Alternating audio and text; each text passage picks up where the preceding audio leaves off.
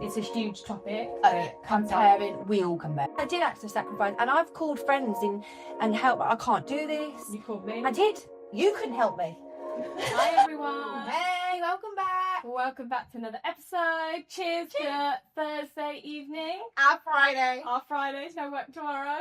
Literally, she went, "Do you want a drink?" I was like, "Nah." And I was like, "Oh, Do you want I shandy know though? what fella's in her fridge." Yeah, go on. Yeah, I always have these in my fridge. Shandy is a go-to. So easy to drink. Nice lemon. They're really, really A refreshing. nice radler. They're always in my fridge, aren't they? Yeah, I know. Whenever anyone comes over. Yeah. Lovely. Lovely. Well, welcome back, everyone. You always go northern. I know, I don't know No, you always go mank. Lovely. That's probably the only word I can say in that accent. I don't work because I can't do anything I'm else. really not good at. I can do the American accent a little bit, just. It was like just certain words. It's like if you say gravy, can't just. I know we like. Do you want gravy? I can't even think about it now. Gravy. Yeah, we do say that actually. Oh, do you want what? So, veg and gravy. Yeah. It's weird, isn't it? Yeah. We'll have a little accent. Right. So before we move on to this week's episode, I want to bring you a viewer's question. Oh, nice. Yeah, we had. So off the back of what we spoke about last week with the phone codes and partners and trust and all of that, we got a viewer question which said, is your partner that always has their phone on silent hiding something from you? Oh, well, my house, if the phone's on loud, they get told to turn it off. Yeah, because the noise just drives me insane. But that's when they're playing a video, right? So No, just always. any messages. You've got to think if everyone's at home, there's four phones in the house. Yeah. And I don't know why they're so busy phones, because they are, but they're not. My phone's always on silent, constantly on silent. If I put it on loud because I'm waiting for a certain thing, like a call or a certain, do you know what I mean? Something, I'll put it on loud. But in that meantime, it drives me insane. I'm like, hurry up, because I just want to put it on silent. So if someone else is in the house and their phones are going off, like not the game, like the messaging coming through or whatever, is, "Can you turn your phone off, please? Because it's annoying." I think. So Mo, I wouldn't think Yeah. you're cheating. No, I agree. I think hiding something. maybe like 10 years ago, maybe. Because I remember, like, as a teenager, like, when I was getting my first phones, it was you paid to have, like, a song as your ringtone. Yeah. We had to pay for it first, then you could do it anyway. Oh, I had the text, you remember? What was it? Yo, bitch. You got a text, slag, or something like that. I can't remember. Yeah. You got a text, you slag. That was it. You got a text, you slag. It went off in India, didn't it? Yeah. Everyone just looked at me, so they knew it was me. Everyone knows it's your phone. That was your pink razor, wasn't it? Pink razor phone. Yeah, I think back in the day when you, like, it was what song had you got as your ringtone, and it was like a thing to have it on loud, because, well, I think everyone had it on loud, and you never knew whose phone it was. But now everyone has the same ringtone. Nobody changes it, and it's jumping the Apple like go-to. It's the same. Everyone's got the same thing, haven't they? And but, you know whether it, by the sound, what app it's from. Yeah. You know what I mean? Yeah. And Oh, that's if a you WhatsApp, know, that's a text, So I actually can't remember the last time my phone was on loud. My phone's always on silent, because it is fairly near me, or I do check it, fairly often. So, I don't miss much. So always on silent, and no, it's not because I'm hiding anything. I would say it is. Like you say, back then I think it was more, the more it went off the bell, like, ooh. Yeah. And it was another message. Like, how many ringtones can you have? I was constantly changing the noise of my text. I had a different sound for a different person.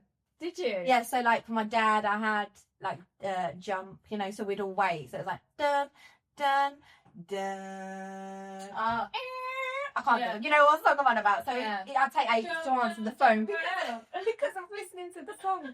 But yeah, I'd all different ringtones for different people. But yeah, definitely now keep it silent. The thing that I would more question would be the screen. So when they put the screen face down, because that's not natural, because that's the screen. All about even if you've got a protector, you're not going to put your phone screen down. It's just not natural. No. So if you're putting it screen down, that would be suspicions. Like red flag. What's going on? What bitch does that? I'm not joking, because he does, but it's just I don't think anything of it. Some people would do that, but to me, that's not natural. I need to ask him why he does it. I don't know if he knows he does it.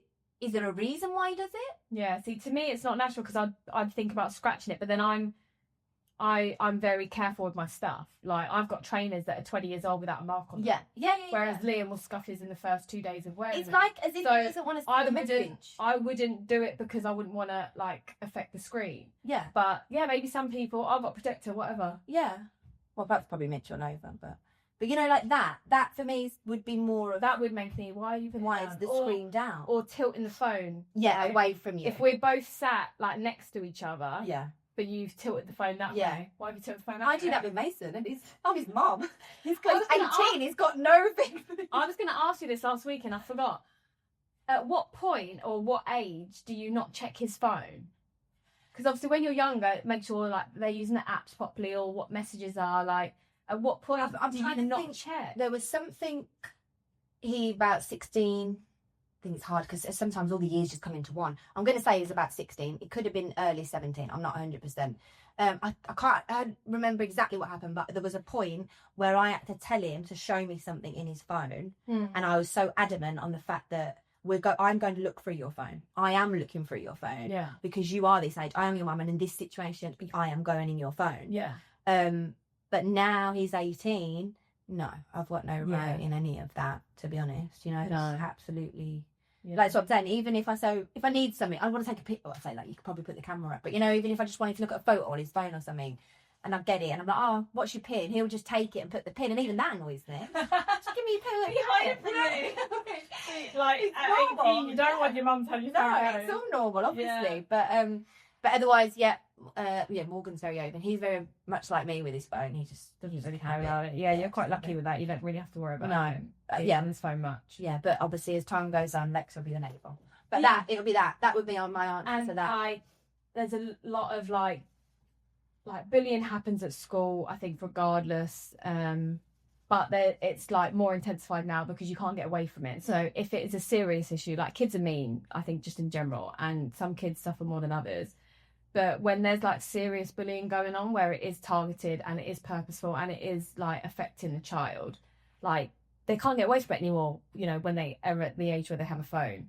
And it's like constant messages. Yeah. It's not like it's just at school. Yeah. So that obviously there is a reason that you should be on top of that, and you should know until an age where you don't really have to. You can't really ask even for it if you anymore. want it, you can't. You know what I mean? But that would definitely be my answer. That in my life back then it would definitely be a red flag of why is it on silent. Yeah. Now it just annoys me, so just put your phone on silent. I don't even care who it is, just leave it on silent. Yeah, my phone's always on silent. I can't remember the last time it went off, to be fair. Yeah.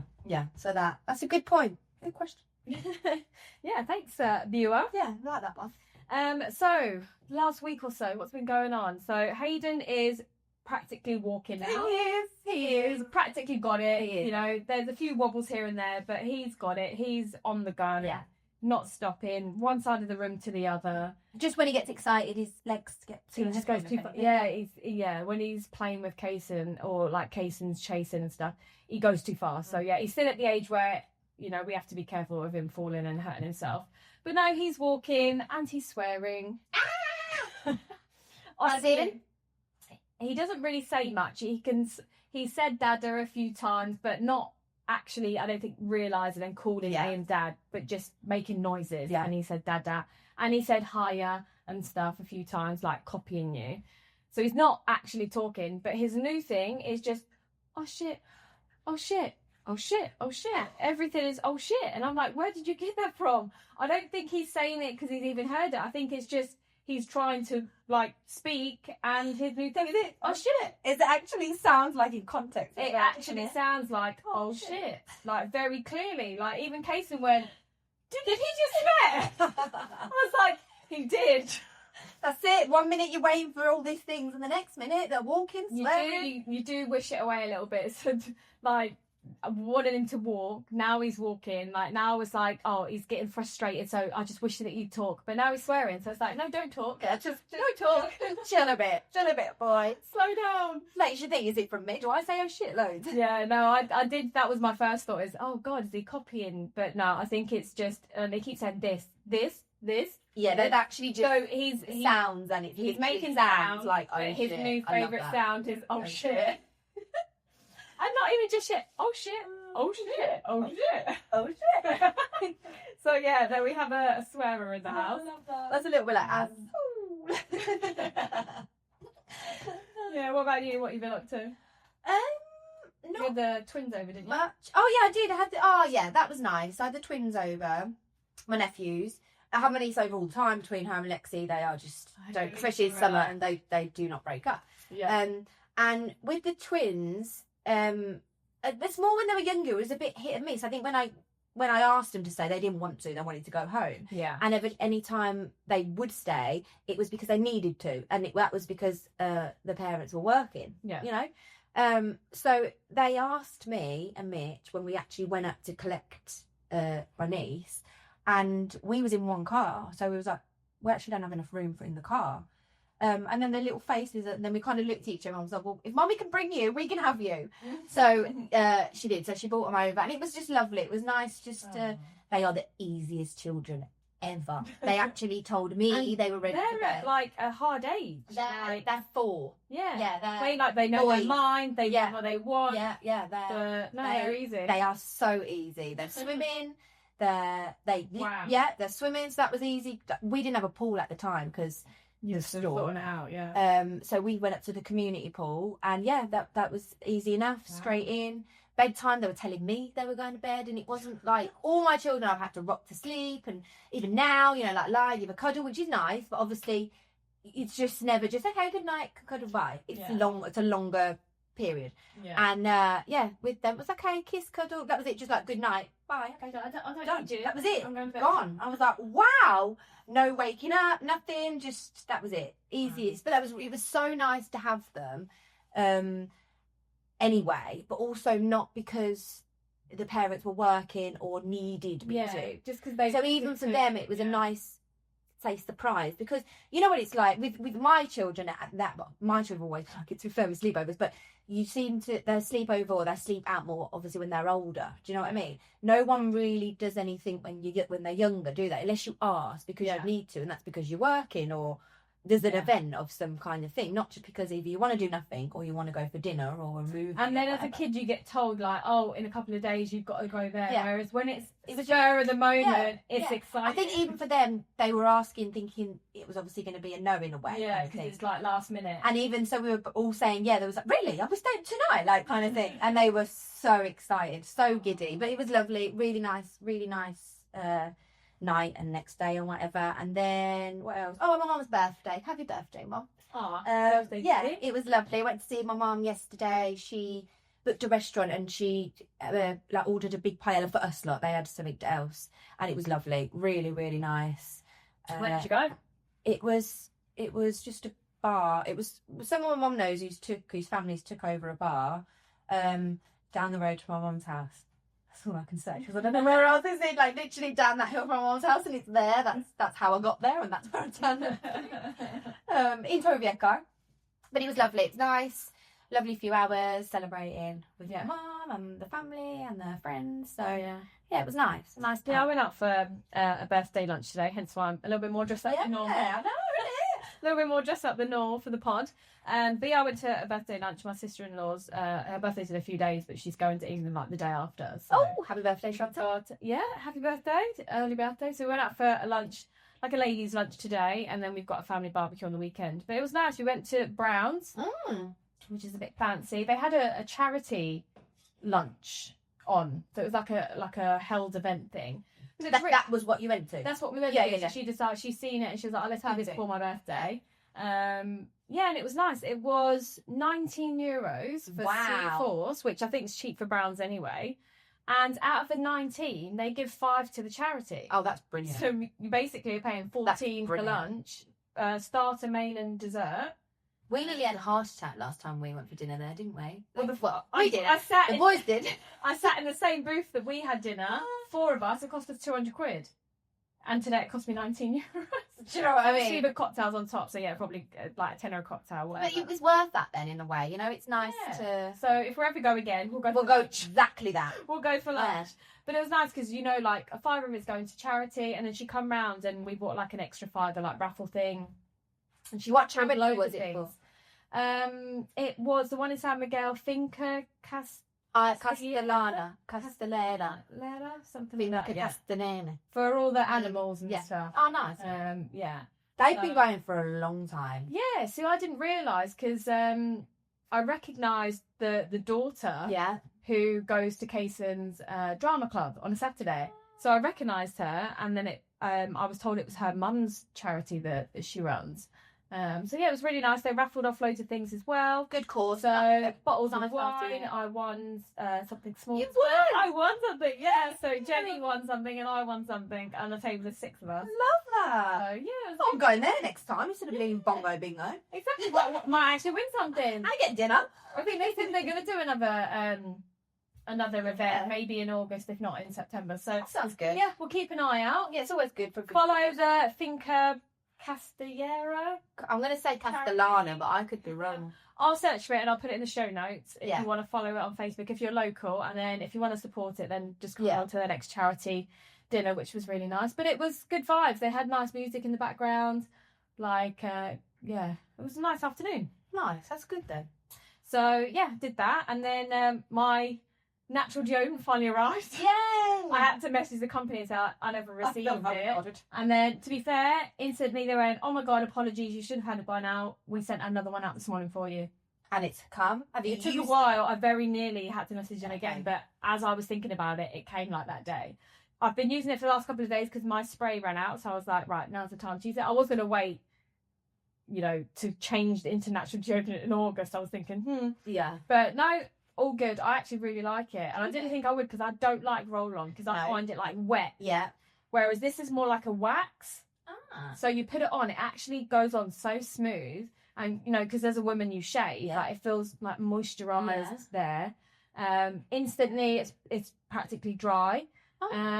And yeah, I'm not been sweating because this is a deodorant, so it doesn't stop you sweating. It's not an antiperspirant. So the sprays block you sweating. It's to stop you sweating, an antiperspirant. Right. But a deodorant, which is what this is, a natural one, this just makes when you sweat smell nicer than. Okay. So you still sweat. See, I'm not a sweater, so I'm all right. So I am, aren't I? That's the thing. I use one that I don't know. I got in England like Boots or Superdry or whatever that you put on when you go to bed, actually, and then you wash it off and use your normal deodorant, and you only do that for like a week or sometimes 2 weeks, and then you haven't got to use it then. Right. And I think that actually blocks you sweating, because that was my thing, was that especially not in the summer, it's not as bad, it's more winter, the patches. Yeah. And I hate it. Like, I really, really hate it. But yeah, because in summer you can just wear little tops. It doesn't matter so much. In winter, when you're wearing sleeves, and you shouldn't sweat because it's not hot. But at the same time, I also don't want to be drenched, and I'm not. So that's a help for me. But at the same time, I still have to change deodorants anyway, because I feel like I get to a point of one and then it doesn't work anymore. Didn't you say you tried pictures when you ran out and it worked? That was really good. I'm fine. Fine with it. But I don't know if that's just the change. Mm-hmm. Do you know what I mean? Yeah, maybe your body just gets used to it. Yeah, because I've used one and then it doesn't work, and then I have to change for another one, and then it works for a bit, and I just used that because it was there. Yeah. And I was like, oh wow, like I didn't have any thing for it. So I want to try this. Yeah. But at the same time, I still might use it alongside the one that just, I know it's kind of contradicts myself, but just stop it for the. But if the one that you've got, you still have to use with any deodorant anyway, you might as well use that one and then use a natural deodorant. Yeah, I think so. Because I also have this thing of the pH level. I have to use pH neutral soaps and stuff, because if I don't, that really goes against me. It's really weird. Some people are affected by that. Like, I've never really had sensitive skin or sensitive anything, so I can use any products, and I've never had a reaction to any. I didn't even know that was a thing. It was only because I went to the doctors about it, and they was just like, no, you're actually cleaning too much in a way. You need to chill out on the pH. Your pH isn't too much. Exactly. Like acidic. Yeah. Products. So when I learnt that, this was years and years ago. Yeah. So I'd be interested. I'm glad you've received it. Yeah, and I like it. And the smell's good. Smells good. Yeah. So I bought 3. I quite like the smell of all of them. Liam wasn't keen on one, but I didn't really know what to order, so I ordered one that's like a cottony fresh one, which is what I've started using. That's the easy one to go for. That sounds really nice. I've got like a minty one, and I've got like a tropically like citrusy one. The minty one don't make you like I haven't tried it. Well, I tried a minty shower gel, and that down there. Yes. Yeah. That's the bold brand? I don't know. I wouldn't have bought it. It's obviously what someone. It's a men's one, I think. Yeah, exactly. So, but then surely they find out as well. I didn't ask. I just didn't use it again, obviously. But at the time, it feels like there's a. I don't know what it feels like because it's like a Bernie Coles thing, you know? Yeah. It is. It's like that vapor. Yeah, the feeling. That's it. It's like when you drink cold water after having a mint. Yes, that's the feeling. Yeah, that is the feeling. A lesson well learned on that one. Yeah, I was actually watching an episode of Friends the other day, and she walked in, and the couple were in the bathroom, and she was like, "Is anyone here?" And they were like, "Just in the bathroom." And she's like, "What are you doing?" And they're like, "We got some vapor rub in some places," because she was ill, so she had vapor rub on. Yeah, but it's that minty feeling. Yeah, exactly. Got some. Oh well, I'm glad to rub some vapor. But we'll see how that one goes. Yeah. So, topic of the day. Yeah. So, comparing. I think that's a good place to start. I think it's a huge topic. Comparing, we all compare. And comparing everything. Comparing kids to other kids. Comparing your relationship to other relationships. Comparing your job. Yeah. Comparing your house, your car, your life. Everything. And it most of the time doesn't make you feel better. What you wear. You know what I mean? You could be you could have achieved something and be so happy with yourself, and then you see something of someone and it just knocks you down, and there's no I can't think of the thing, but you know what I mean? There's no one to compare yourself to apart from yourself.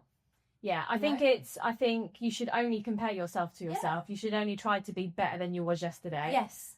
But it's easier said than done. It is, because we even do it with our own children, like you say. You know, when you've got more than one child, kids, or even against other kids, like it's very, very hard. Like, especially having a baby, like, were they walking before that one? Are they, doing things before that one? Yeah, they're doing more than my one, or my one's a bit slower, whatever it is. And then at your kids' ages, it's like, well, they were better at that at school, or they were better at this at sports, or they.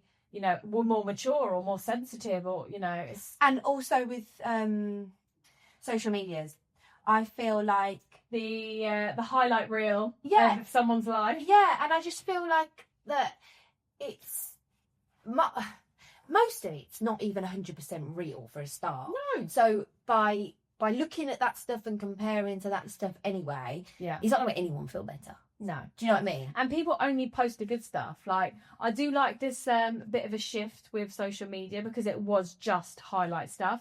There are a few celebrities that jumped on the bandwagon of, that's not authentic, here's my life sometimes, but then here I am, bawling my eyes out, feeling fat because I'm during my period, and this is life. Yeah, that is life. Yeah, exactly. So there is a little bit more authenticity, but there's still a lot of fake crap. So much. Even like you say with, they've got a house and a car and I haven't, for example, or they're married and I'm not. And, I always thought that I really needed to have those things because, like you say, it's like a natural checklist, isn't it? Yeah, again, if you haven't, then you're not doing well. Yeah. That's how you think, it makes you feel. I know people that haven't bought a house yet and they are like, really pushing and like that's what's going to make them feel better. Once I get that, then and once I get that, then I'll be better. Does that house define who you are and what you know what I mean? It doesn't actually. And if you're gonna, and it's nice to have.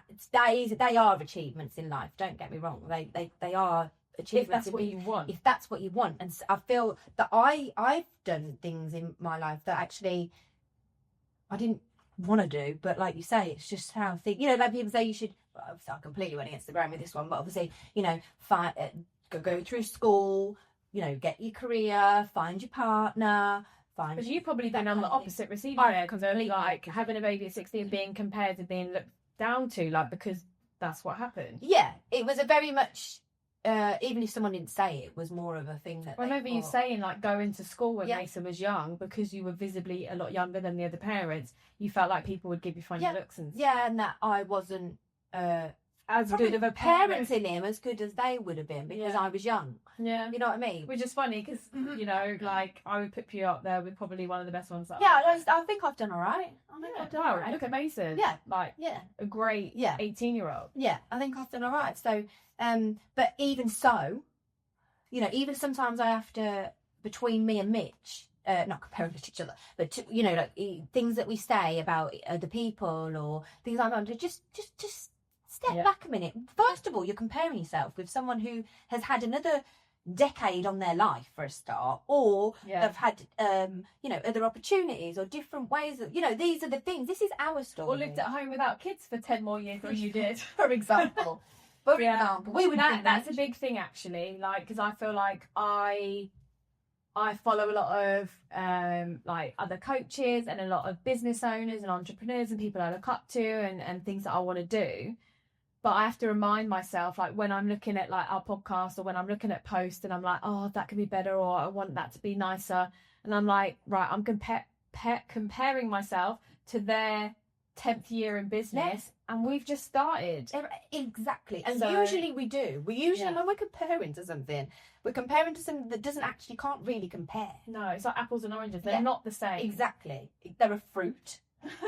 That's about it. They're a human. That's about it. But everyone's situations are completely different. And I think if we all just reminded ourselves of that a bit more, we would... Well, it involves your happiness. We'd put less pressure on yourself. And that's from anything, like literally anything. Everyone's life is different. Everyone's, what they want is different, you know? So for me, I feel like my achievement is the fact that we can go to work, my children can go to school, we come home and we can all have dinner together at the table. I mean, summer goes out the window. Yeah, there's no routine in summer. Dinner goes out the window.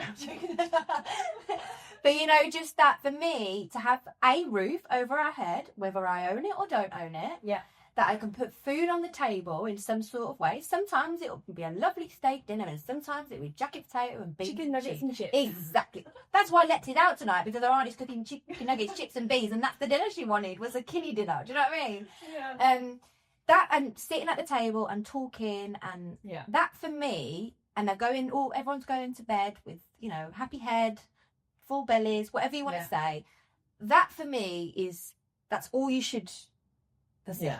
Anything else of that for you, the bonus. Be proud of. Yeah. Do you know what I mean? Because everyone's on different.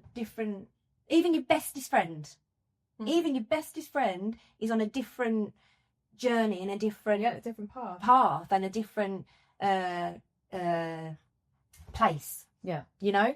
Yeah. Some people have started that journey, and so they're ahead on that journey, and some people haven't started that journey, but they're on a different journey, so they're ahead on a different path. Yeah, and like I say, some people are juggling kids and work, other people are focusing on work, some people are focusing on kids. It's like there's just a lot that's involved, and depending on how you grew up, what help you've had along the way, what opportunities have come. Yeah, like, some have had it easier, some haven't. Yeah. But at the same time, it's your journey. Yeah. And I think if you don't compare anything, unless it's on your own, of your own achievement. So like you said, I can compare with myself from 5 years ago. Yeah. And I've achieved, you know? I do think that sometimes, like, you know, when we were in our old house and then we knew that we were getting this house, and it was like, oh, can't wait to move in. And obviously we did renovations and stuff before we moved in. So it's like, can't wait. Basically not the house. Not the house half down, from renovations. When we built this house, like, you know, you're just constantly like waiting to get into it, and then it was like, then all of a sudden, now I'm in it. But it's like you move the goalposts, and I think one thing for me that I want to get better at is celebrating the wins, because you know, if you look back to where you were 5 years ago, then you know most people have achieved a lot in 5 years, or you know you've had to focus on something else, and if you haven't achieved things on your list, there's a reason for it. You should be proud of whatever you've got through. And I also want, I think we are, but I also want more people around me, and like you say, it is becoming more with celebrities, to be more real.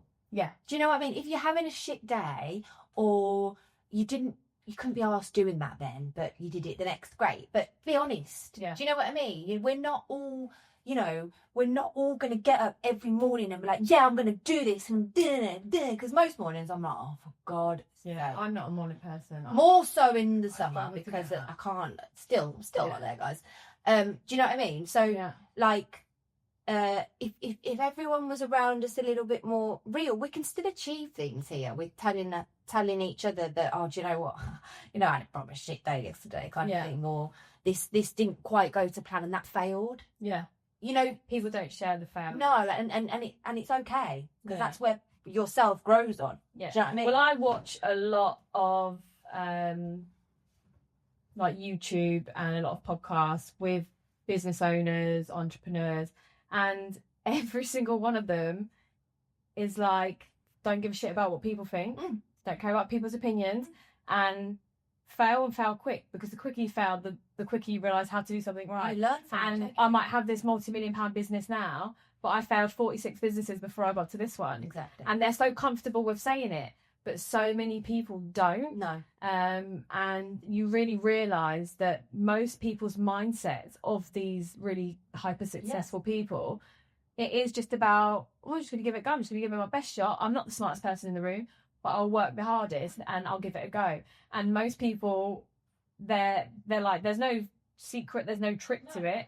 It's literally, I got up and I started. Yes. And I figured it out along the way.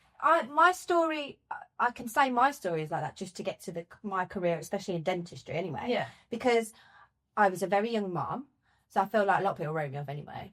But I put my head down. Even when I was pregnant, I did like a beauty course to make sure that I was able to offer something to earn money. Have a career that fitted around you. Yeah. Then I worked in bars and restaurants and learned that thing with people skills and just general patience that you need. Well, that's it. People like talk bad about being a waitress. I did that for years, and it's like, it's probably one of the best jobs I had to learn. A lot of just life things as well, like obviously patience or common sense. Stress. Common sense is something that I found, dealing with rude people, all of that, all of that kind of thing. You learn a lot. But then I went from then to obviously falling into a dentistry job. That wasn't in my head for a career or anything. You worked in a tattoo shop first. I did work in a tattoo shop first, didn't I? Yeah, I did have a lot of tattoos. I didn't know I was going to come out. Come rock. Because they are all covered up. I did. I worked in a tattoo and piercing shop. Do you know, I love that job. I love that job so much. Looking back now, I'd never let my daughter do that job. But I loved it. I absolutely loved that job. Yeah, I did. I worked in a tattoo shop. Got a few tattoos, got a few piercings with that. I think even they came to when my mum and dad's bar once with some. I was like, oh, it's fun. Oh, you have to re-pierce it. So they came to the bar and just did it in the bar. Oh, it's a good time of day. From that to your reception job at the dentistry? No, the one in the tattoo shop. Yeah. The tattoo shop was pre-Mason. I don't think I was even probably old enough to have a job, to be fair. No, you were about 15. Okay. 14. I was going to say probably more 14. Yeah. Yeah. So then from there, I was in school. I didn't work. I just did the bar sometimes, didn't I? And then dentistry wasn't until obviously after Mason. That was a lot. That was like in my 20s. Do you know what I mean? So, or something like that. Was it? Yeah, it was because it was before Morgan, because you went into. It was because I had a dentistry job maybe a couple of years before, so I might have been 19 or whatever, or 20. But then when I started the next dentistry to actually that got in the next clinic, that actually got me into right, I'm going to go a step further. They actually rang me on my 21st birthday. I was in Ibiza. So obviously it was 21 from then. Yeah. But then I didn't finish school, so I had to go back. Not back to school, but I had to go back and get, to go do an access course to get onto into the uni. And but you'd done a lot of years first. That's what I'm saying. So and then you did that. So because I remember you studying while working, while having kids. Yeah, and I was pregnant going. I had to go lock myself away in the house just to try and have time to. But I would then be in my room crying because I can hear Mitch taking the kids out, doing fun things because he's trying to help me. He's trying to take the children out to get out of the house. So yeah, quiet. But I hated that I was upstairs, locked in my room. Studying. Yeah, because I wanted to be with them. But I'm glad you did it. Yeah, do you know, that's what I'm saying. So I did get sacrifice. Yeah, I did have to sacrifice. And I've called friends in and help, but I can't do this. You called me. I did. You couldn't help me. I helped you with some of it.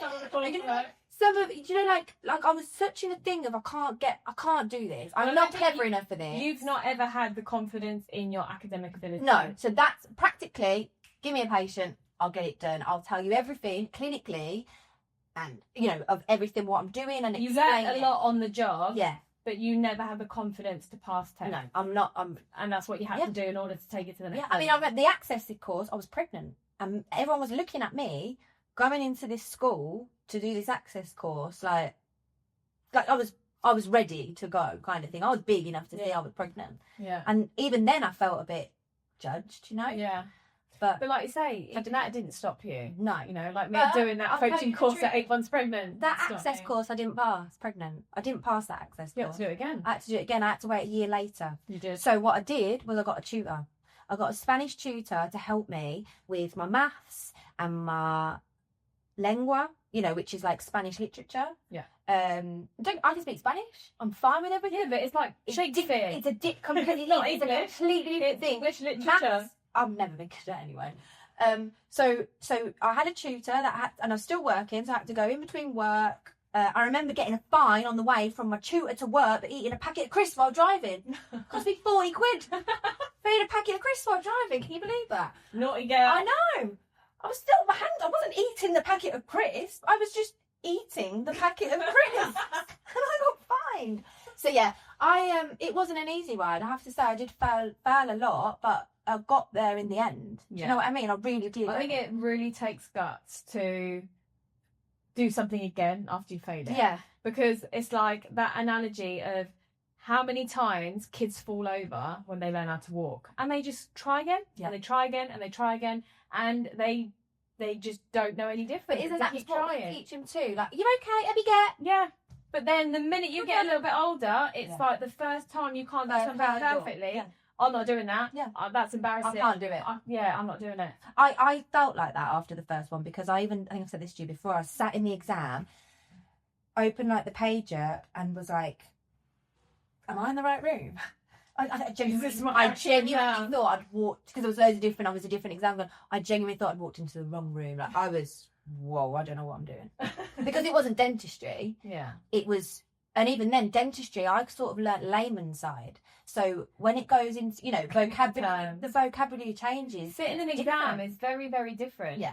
So that was an experience. Liam would say he's not academic, and that's why when we went to college, I did A-levels, and he started a first year of A-levels, but then he went to a B-Tech to do sports, but it was all coursework. Side. Yeah, practical, and then it was coursework, so you could actually prepare and you can write. Like, his memory and studying for a test, because test doesn't actually show that you know what you're talking about. It literally shows how good is your memory. So, well, that's where it probably might all start. We all get compared on the same paper.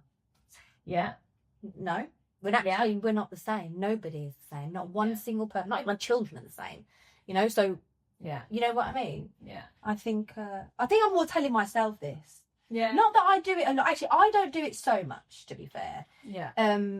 It's more like maybe Mitch or the kids, you know, that kind of thing. I'm just like, just see what you've got and just take a minute. Yeah. You know? But I think it's only really took me to my 30s to get that comfortable. Yeah. I think I heavily compared myself with my 20s.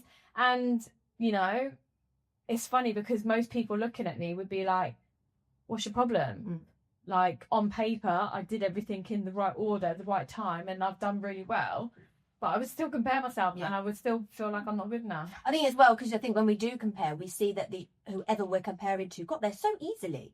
Yeah. And actually, they probably didn't. Nobody does, so many really. times you'd be like, oh, their life's so easy. Yeah. They're so lucky. Oh, I've had that to me before. Yeah. I think we all have, because we went to a private school. You know, like that kind of thing. Yeah. No. First of all, I left the private school anyway, so that didn't help me in any way, shape or form, apart from find friends. English-speaking friends. And it was myself, in me, who got me where I am. Yeah. You know, who we are. Yeah. And that's important. So you've got to remember who you are. Yeah, no, I think it took me. And what you really want out of life. That's the other thing. I think I spent my 20s heavily comparing, pushing myself for things that I thought I needed to have. Tick, tick, tick. Job, title, like I say, certain pay, house, all those things. Tick, tick, tick. And then... Was you content? Well, in the moment, because I am someone who strives off achieving. Yeah. For a while. Yeah, that only lasts for a little bit, you know. And I don't think I've ever really paused to understand and to know, is that what I want? Am I going into uni because I want to go into uni, or am I doing it because everyone else says I should do? Yeah, exactly. And it's good. It's good to strive and push yourself. That's not a bad thing. You need self-awareness. And it's for the things that you really want. Yeah. You know? Because, you know, if it is spending all your money on a really nice car, great. If that is genuinely what you're interested in, if it's designer bags, if it's specific holidays, you know, if it is just working to the point to have the balance to be around and have dinner with my kids every evening, whatever the thing is for you that genuinely brings you joy, you should do. Yeah. But you have to have the self-awareness, and you have to take the time and the space to really look inwards and be like, what do I want? Because I think I spent a lot of years, and I think that's what kind of took me to, you know, my late 20s, early 30s of what am I doing? And walking away from a career when I was about to have a promotion after 7 years. Like, I was burnt out, but I think I was just a bit lost because I'd pushed and pushed and pushed. And I was like, what am I doing? Is this even what I want? What am I pushing for? Yeah. What am I pushing to? Exactly. Yeah. So before you spend 7, 8 years in a career, 10 years in a career, and be like, oh my God. I mean, you know, I stepped away from it. I've gone back into it. Different company. It's, you know, I do really enjoy it. Now I'm happy and it's what I want. But I think it took me a bit of time and my age to mature a bit to actually go, hold on a minute. It doesn't have to be the tick, tick, tick of what society tells us we have to have. What makes me happy? And I think that's why people say your 30s are better. Like, it's this big thing of, oh my God, I'm turning 30. And I felt that at 30. I did. Even though I had quite a lot of achieved things by that point. I'd, you know, got married, bought a house, had a baby. Like, I did things by the time I was 30. But actually, when you wake up the next day, it's like, oh, I'm just 30. Yeah. Okay. It's fine. Everything is fine. Yeah. And there is this guy that I follow who's is Gary Vaynerchuk.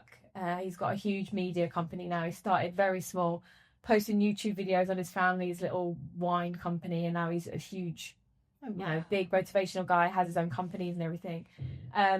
But he's so straight talking, and I saw a video the other day, and it was like, how old are you? And because he does talks and he speaks to the audience, how old are you? I'm 37 and I'm just this, and oh my God, and I don't want to do. And he went, you're a baby. You are a baby. He went, whether you do it when you're 40, you're 50, you're 60, you're 70, you're a baby. Like, give yourself time. Yeah. He went, I'm 50 now and I feel so young and I've still got so much to do. And then it's like, yeah, take the pressure off. Yeah. Like, you don't have to do everything by 30. And I think your 20s are for, you know, trying loads of different things. You know, making mistakes. Have 100 different jobs, make mistakes, figure out what you like, what you don't like. Traveling, like, I don't think I did enough of that. I feel like I got serious super quick. So if I was to redo it, or if you are in your 20s, that would be my only advice. You know, stay at home as long as you can, have as little responsibilities as possible, and just try things. Yes. My mum, that was advice that my mum did give me, which I didn't listen to. Try.